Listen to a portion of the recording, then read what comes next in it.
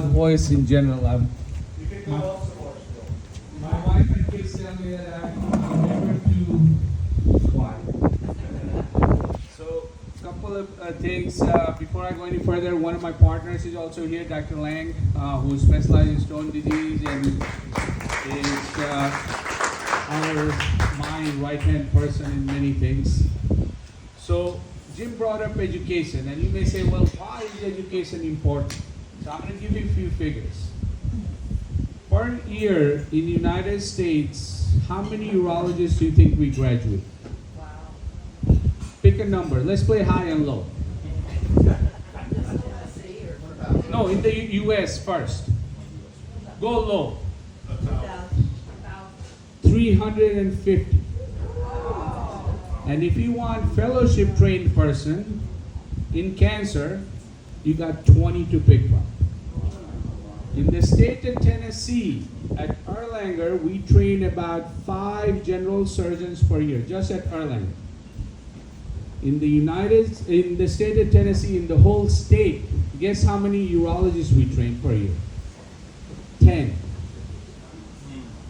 All of state of South Carolina, 6 probably. And if you want fellowship trained people, good luck.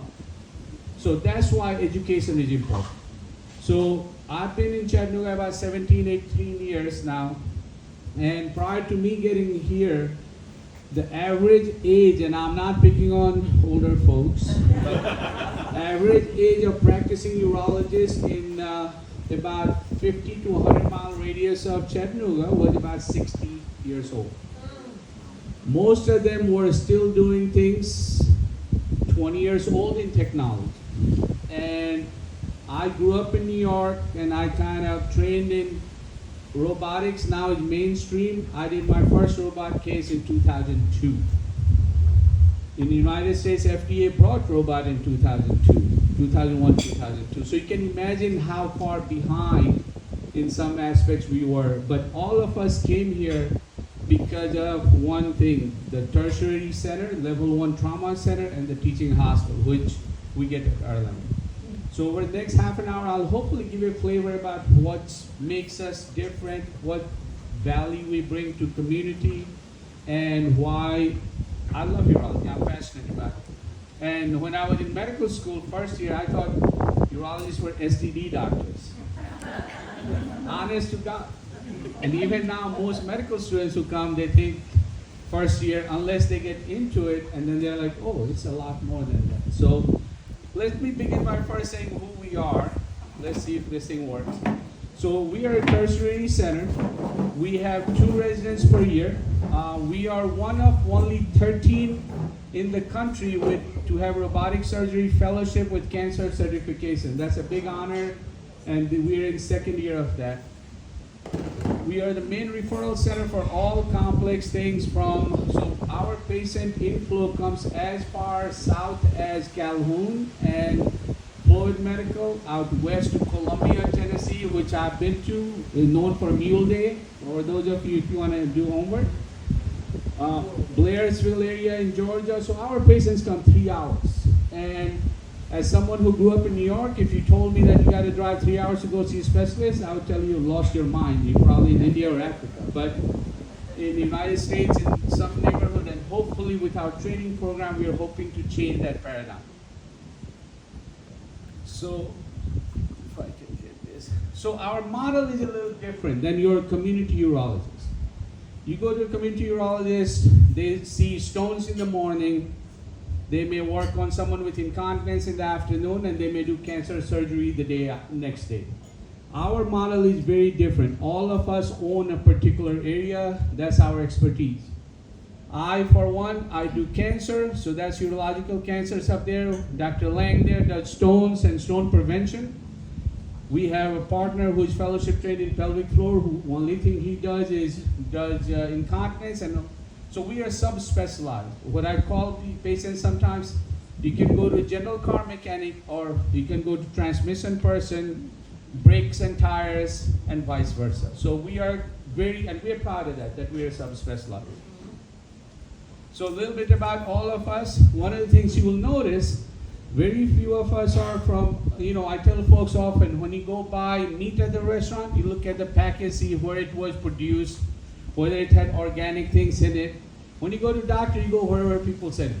You never look at their background. And if you look at all of our training, you will see we are all trained at some of the most premier places. So I have background at Cornell and then NCI, which is National Cancer Institute in Bethesda.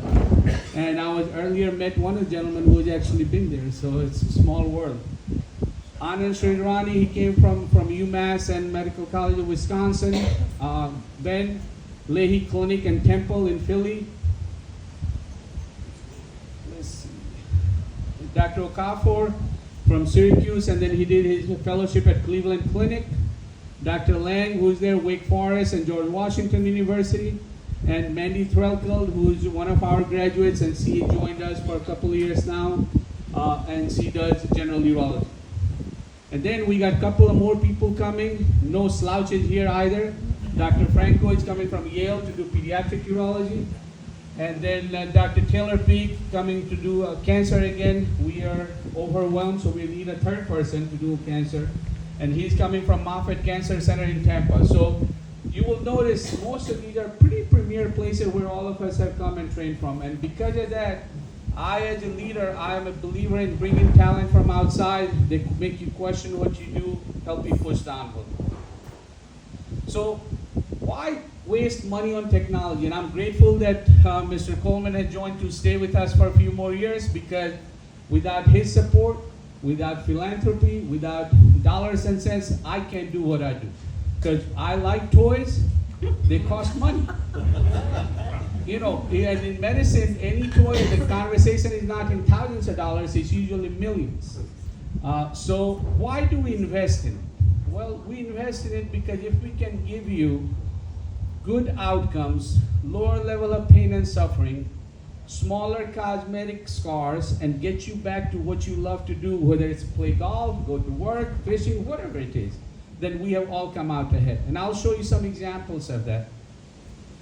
So cancer-wise, we treat pretty much, you name it, and we treat it. And that's what makes us a tertiary center. So classically, patients who have kidney cancer, and they have big incisions, and you can see they spend days to weeks in hospital. The amount of suffering you can only imagine with something like that. So then, if you have bladder cancer, that's the classic incision. That's what you have to deal with. And imagine the recovery someone has to go through for that. But we got robots. And robots basically help us push the envelope to a tune of about $3.5–4 million a pop. And at Erlanger, believe it or not, we have 6 of them, and we'll probably be going to end up getting another few. So it's a big operation. However, it does bring value, because you can do these operations through keyhole incisions. People go get better sooner, and their outcomes are better. So let's see. I'm not gonna play any gory videos for you because it's dinner time. But this hopefully will show you quick insight. Go to the bottom of the screen, and there's a play thing on the right. Just click on the bottom. You see?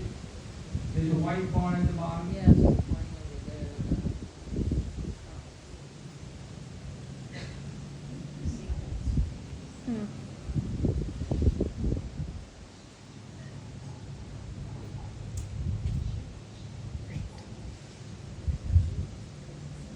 On the bottom of the slide, there you go. Let's see if it carries through. No, it won't play. It's alright. Maybe Jim can't do anything, but if it doesn't, no big deal. If you guys want to see it, I'll leave it there. You can go see it.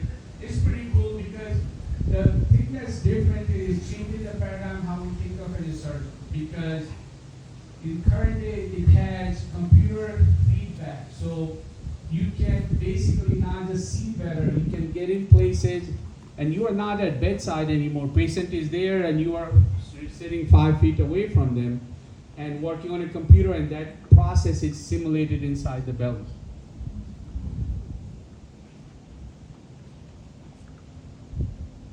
Guys, go in the slideshow mode because nothing is projected. Even whatever we did, kill the, okay, leave it there, Philip. Let's see if this works. Technology.